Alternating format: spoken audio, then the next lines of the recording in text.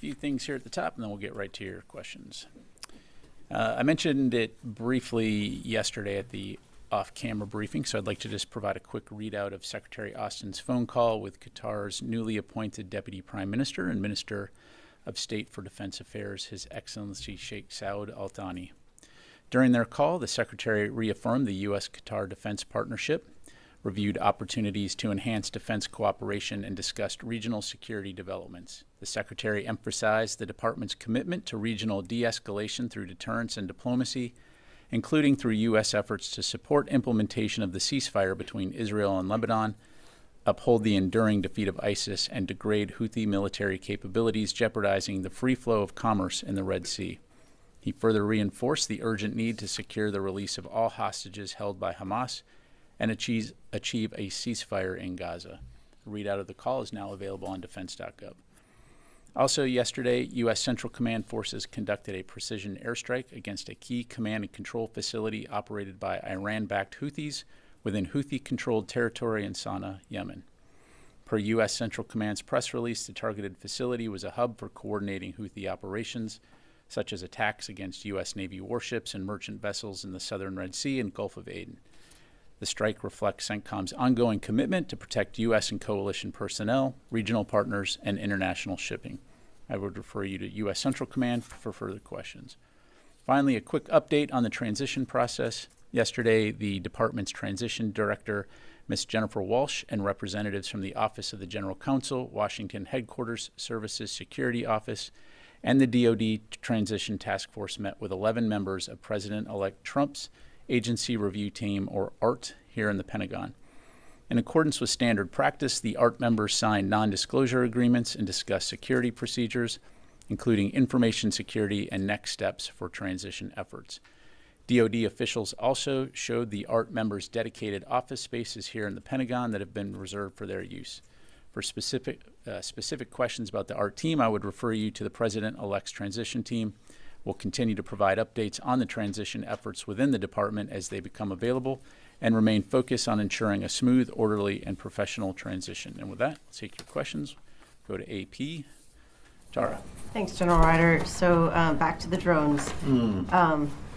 Can you unequivocally say that none of the drones that are being spotted are DoD assets or something that's being tested within the Defense Department?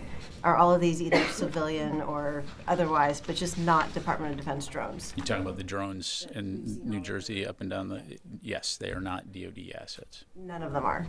To my knowledge, none of them are. Okay. And are there any sort of experimental programs going on where maybe drones are being tested that... To my knowledge, no. Okay. What about the ones that are flying over military bases at this point? Have there been any possibilities of collecting what sort of information these drones are doing or anything like that? Yeah, again, just to kind of put this into context, and I know that our colleagues at the White House, FAA, DHS, FBI have all made this point. There's over 1 million drones registered in the United States, and on any given day, approximately 8,500 drones are in flight. And so the vast majority of these drones are going to probably be recreational or hobbyist.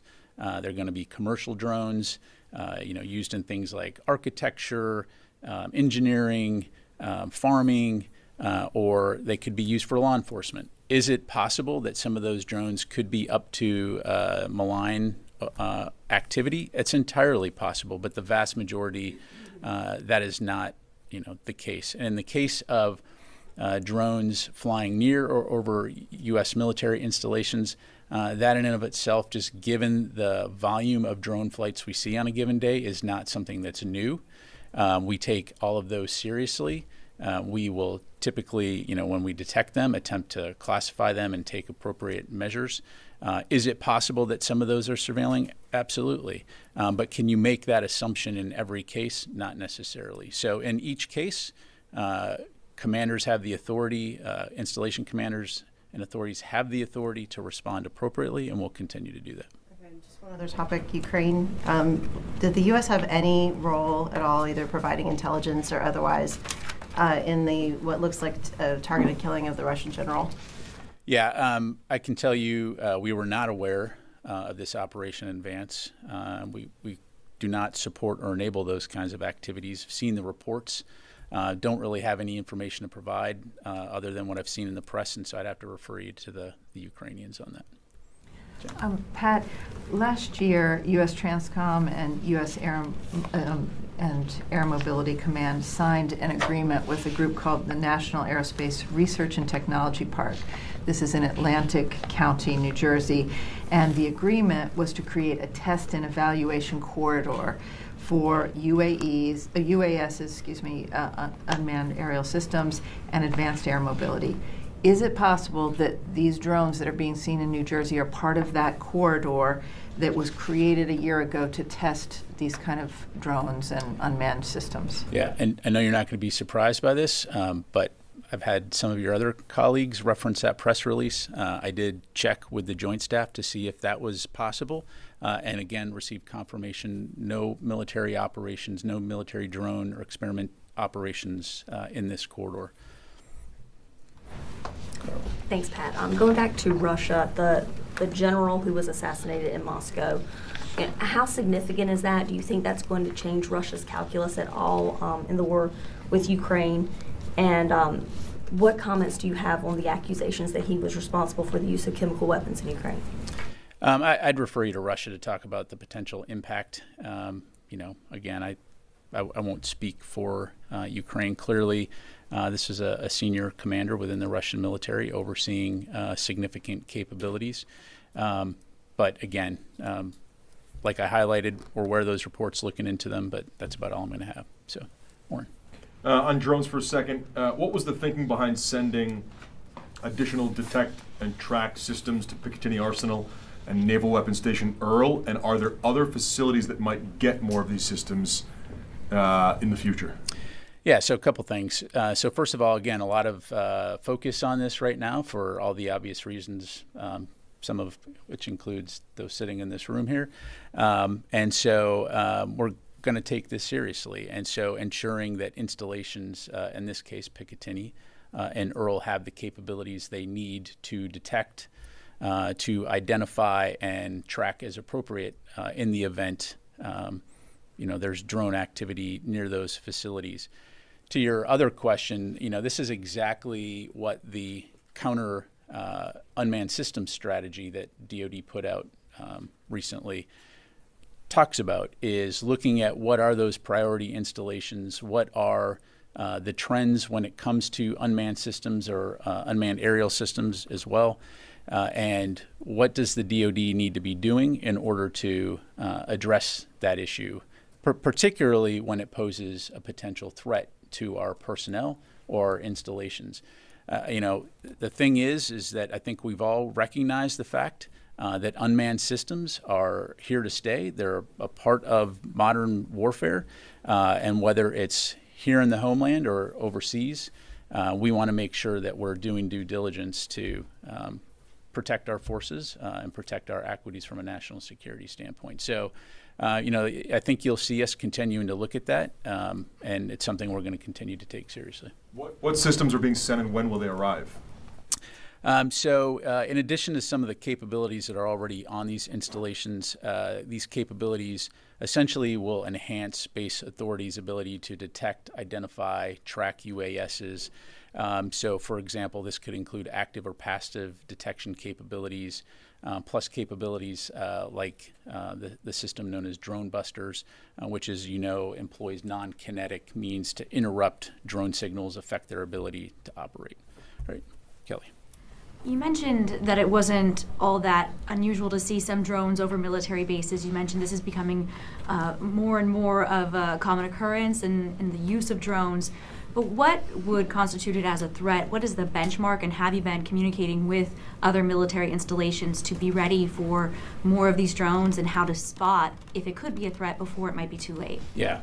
Again, it won't surprise you. This is not a new conversation for us within DoD. I mean, as I highlighted, drones flying, whether here or overseas, is not something new, right? And especially in the United States with 1 million registered drones and 8,500 flying on any given day, Similar to vehicles that may inadvertently approach a base, the same can be true for drones.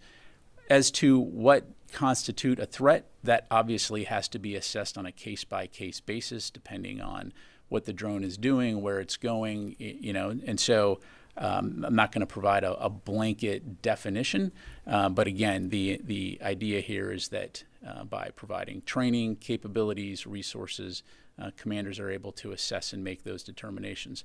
The other thing that I think it's very important to remember is that when we're here in the homeland, the authorities that the U.S. military has to detect and track these kinds of things is much different than it would be if we were in a combat zone. In other words, the intelligence, surveillance, and reconnaissance capabilities that we can employ outside the United States are much different for very good reasons. We don't collect intelligence on American citizens. And so that, of course, appropriately requires to work very closely with local, state, and federal authorities, law enforcement authorities, when necessary to address these threats. And you mentioned the White House and the administration did share a bit of their assessment of what these drones are, but we know lawmakers are being briefed on Capitol Hill and members of the public.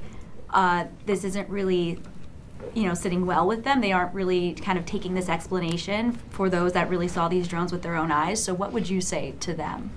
Well, again, I definitely don't want to minimize the significant interest and the concern that people have.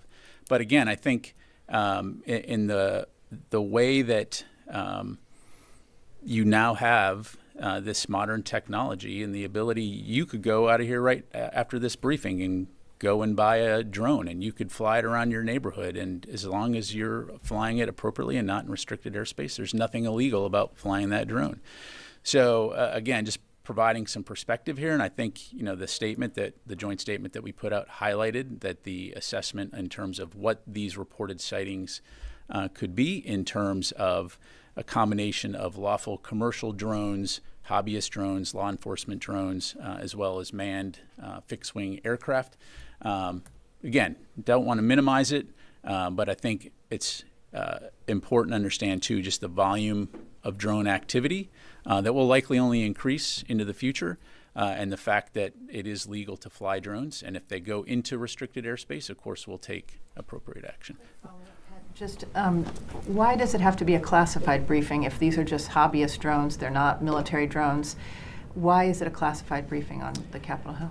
I'd have to refer you to Congress on that. Again, sharing as much information as we can here. I don't have the briefing in front of me, so I can't tell you specifically, what aspects are classified or not. I can assure you, though, that again, we are sharing as much information as we can based on what we know. Let me go to the other side of the room here, Chris. Thanks, Pat. Two questions on drones.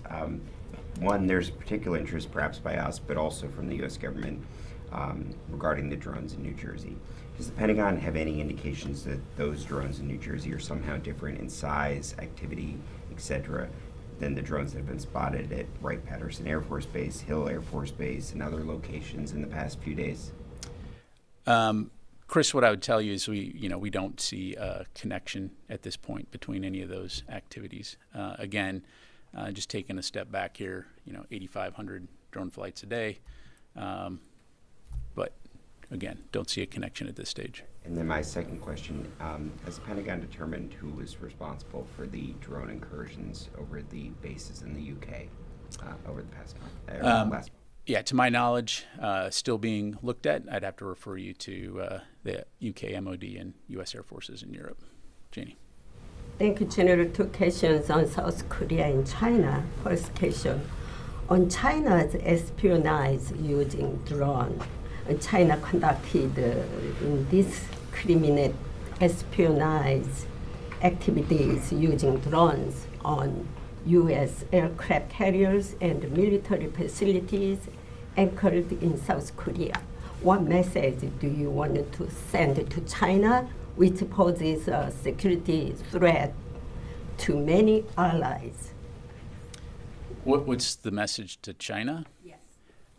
Look, Janie, I'm not going to get into any specific, operations overseas other than to say, we take force protection, operation security very seriously.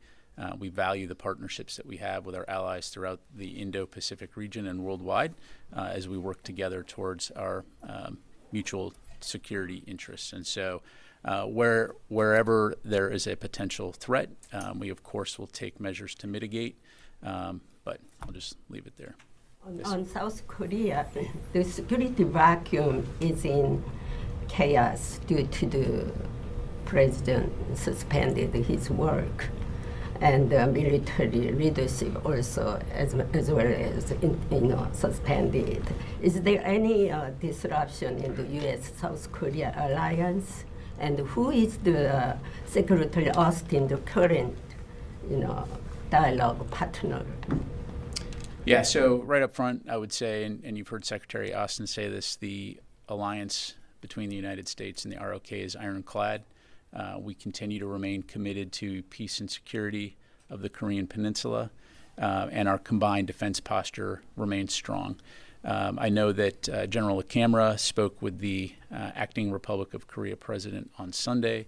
He emphasized the strength of the alliance and reaffirmed commitment to pre-planned training and exercises. He also spoke with the acting Minister of Defense on Thursday on the same topic. So don't have anything to read out right now in terms of potential phone calls with Secretary Austin and the acting Defense Minister in the future, but certainly we'll keep you updated. Let me go to Yunus. Thank you very much, General. The Turkish Defense Minister says Ankara had proposed to Washington that they can assign 3 commander brigades to help fight Daesh and also control prisons where ISIS militants and their families are held.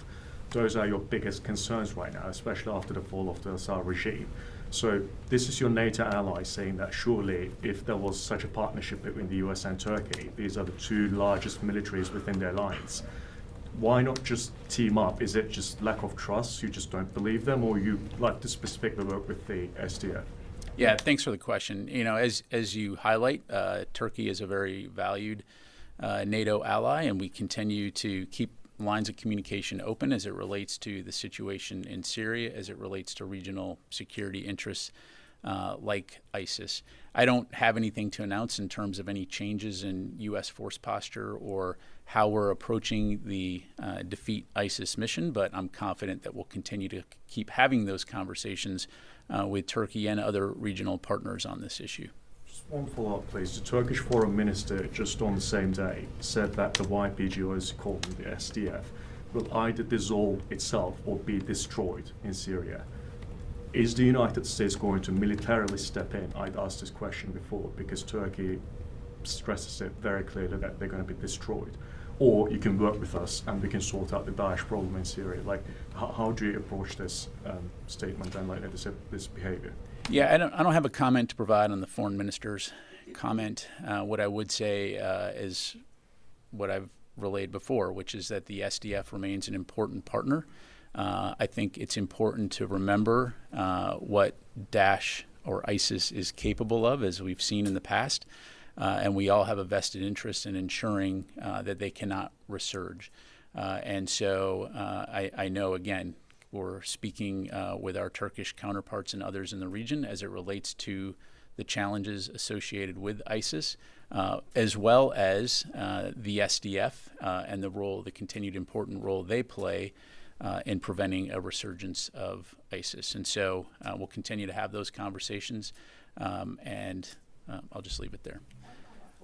Let me get to a couple other folks here real quick. Let me go to Jeff Shogel, Task and Purpose.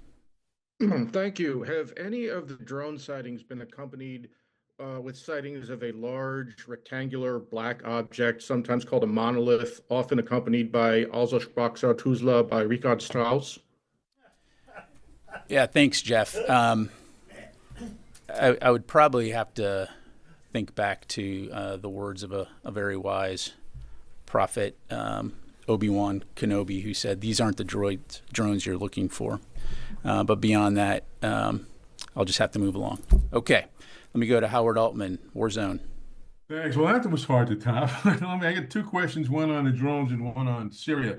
I know you told Chris that these are not seeing, you're not seeing any connections, but in terms of visual or sensor data that is of the drones that have been seen over the U.S. bases, both CONUS and no CONUS, what similarities are you seeing in visual and sensor data?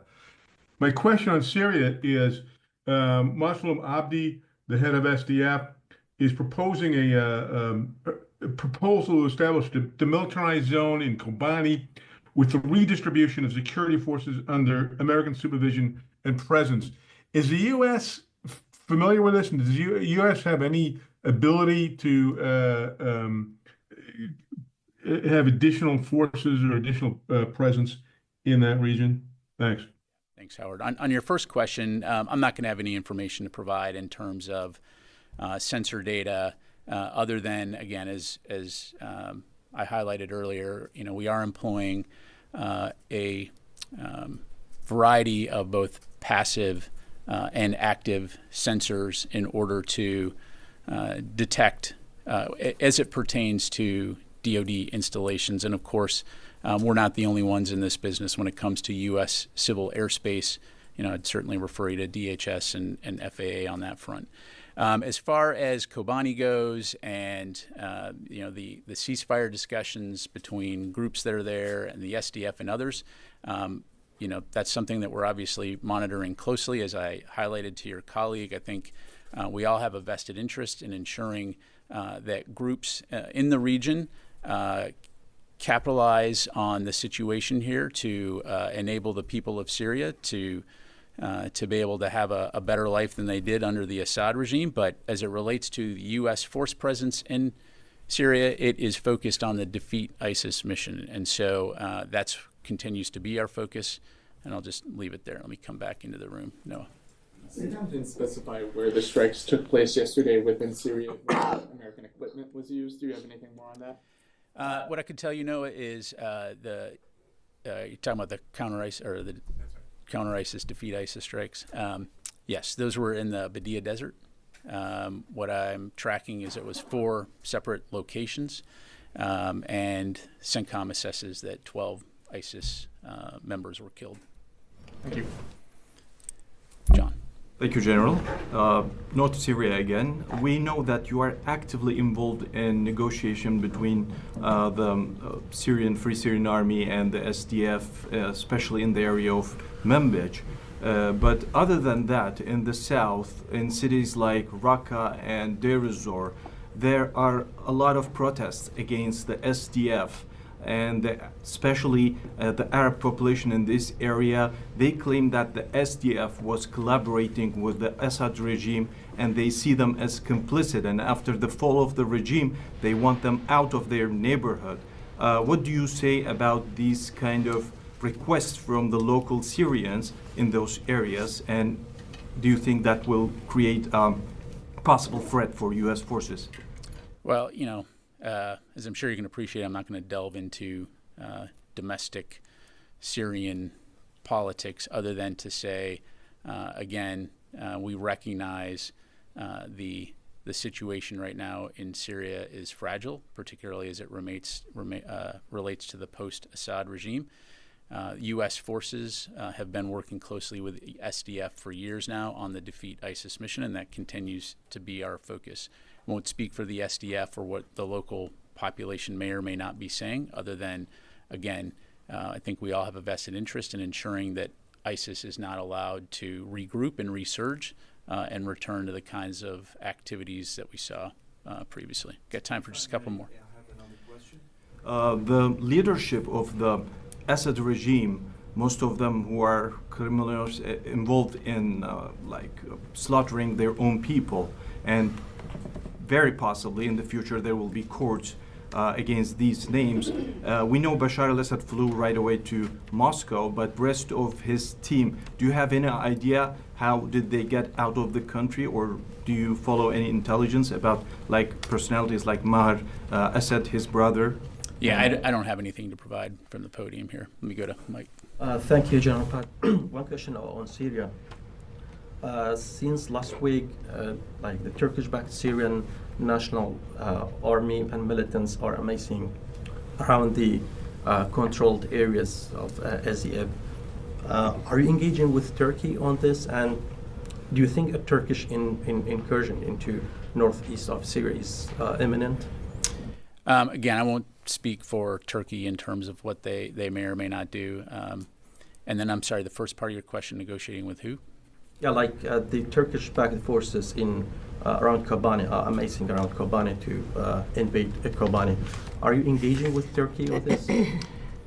Again, I think I kind of already addressed this. Broadly speaking, the U.S. is communicating with Turkey about the situation in Syria writ large and keeping lines of communication as it relates to the post-Assad regime, trying to ensure that the people of Syria are able to experience security and stability. But from a U.S. military standpoint, our focus in Syria continues to be on the enduring defeat of ISIS. Okay, let me get to Jim, and then I'll come to you, and then we'll close it out. Jim. Joe, just to Syria again, given all the unrest, are the and the counter-ISIS mission there, are the U.S. forces able to pursue that mission, and is the force protection measures, given the unrest, adequate for what's happening now? Yes, I mean, that as evidenced by the counter-ISIS strike we took a couple days ago. So, yes, they are able to conduct their mission, and of course, as it has always been, force protection remains a top priority for our forces in Syria. There are no plans to add more forces there? I don't have anything to announce right now in terms of change of force posture. Carl? Thank you. You've made it very clear that we are in Syria, the U.S. is in Syria to counter ISIS. You've said that several times. But our partner in that fight is the SDF, and the commander is now saying that he wants to propose a demilitarized zone because of these tensions with Turkey, and is asking for American supervision and presence. So is the Pentagon willing to consider that proposal to have U.S. boots on the ground in place to help that demilitarized zone? Yeah, Carla, as I'm sure you can appreciate, I'm not going to make policy from the podium here. You know, obviously we continue to communicate very closely with the SDF as our defeat ISIS partner, but I'm not going to have any updates on in terms of change of mission right now. Last question, Mike. I know you're hoping for a drone question, so let me oblige you. Okay. You say that there are these sightings. You know, why do most of the sightings seem to be around New Jersey? I mean, it's the Garden State and all, but what is so special about New Jersey that it's getting most of the attention from this? I've never seen drones here. I've never seen them flying around Virginia. And second question, drone-related question. I know we are building on you're developing the military's ability to detect drones. Are you also working on their ability to defeat drones in the air? Yeah, absolutely. You know, to answer your last question, and I would encourage you to go take a look at the counter unmanned strategy that we put out, you know, just last week, that talks about the approach that we're going to take. And that includes the ability to defeat drones both kinetically and non-kinetically. And so, again, looking at places like Ukraine, we've seen the impact that drones can have on the battlefield, and so it's something that the department's taking very seriously. As for your question in terms of the preponderance of sightings, reported sightings in the New Jersey Northeast corridor, I can't answer that question, Mike. You know, again, personal experience, I have seen drones in D.C. I've seen drones, you know, personal drones flying around. And as I've mentioned from this podium before, one of my close relatives is a private drone operator. And I'm sure some of that person's neighbors have often wondered, you know, what that drone is doing. So, you know, without taking a holistic snapshot of every single privately operated drone across the United States, some of which can be that big, some of which can be that big, it's hard to know specifically, you know, why at this point in time. And again, as was highlighted in the joint statement, you know, the current assessment explains what we think most of those are, to include piloted manned aircraft. The last thing I would say on it, again, completely understand the concerns, completely, you know, will reinforce we're taking this seriously. You know, it's sometimes when you focus on something, suddenly you notice more. And so, you know, there's always the potential that because of the heightened awareness, now we're just more aware. of this particular issue. But again, we'll continue to take this very seriously.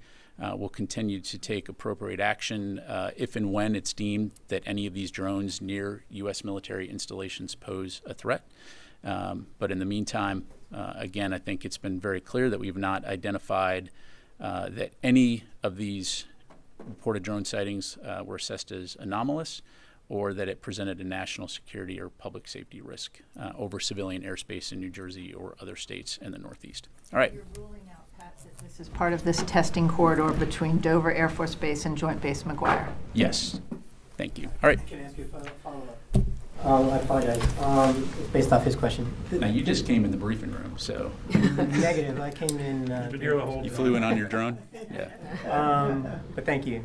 That's okay. Normally my pattern, but thank you. You talked about the military bases. Has there been a surge in counter detection equipment that has been sent to military bases? I'm aware that DHS has sent other equipment to the New Jersey area. Is any of that include DoD equipment, or is that strictly all DHS? As I highlighted earlier for Picatinny, we did send some additional active and passive detection capabilities, as well as some counter drone capabilities. Those are the only ones, and Earl, those are the only ones I'm tracking right now.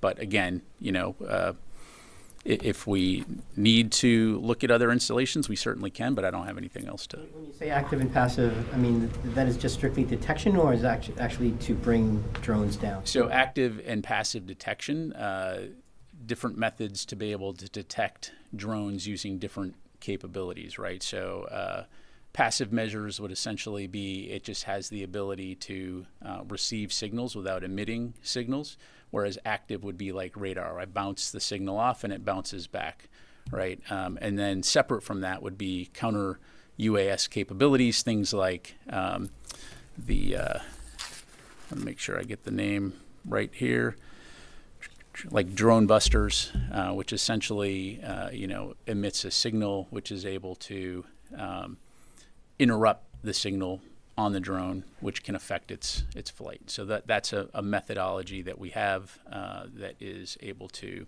essentially bring drones down non-kinetically should we need to do that. And is any of the DHS equipment similar to this, or is that? I mean, I'd refer you to them, but short answer is yes. Okay. All right. Thanks very much, everybody. Appreciate it.